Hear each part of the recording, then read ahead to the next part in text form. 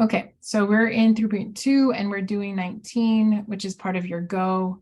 And remember, Go is kind of like your review of things that happened before, because we're about to use them very soon. So we have this like weird word here. What's the conjugate of this complex number? So complex because it has the letter I, the number I should say, the number I. And then conjugate is, I think about like when you're learning Spanish, I learned Spanish, and you have the base is the same and you change the ending to conjugate a verb, right? Or conjugate a verb, yeah, conjugate a verb.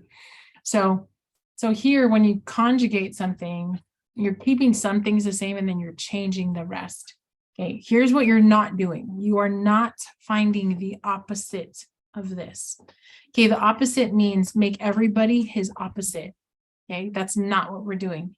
It's going to look like it's the opposite, but it really is not. So here's the parts that you're keeping the same: 23 and 89i.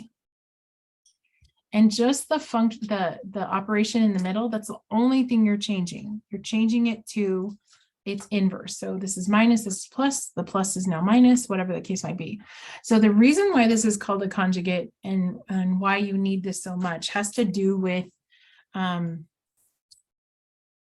couple of things. And we're going to be using those in a little bit to make sure that we can use these types of terms.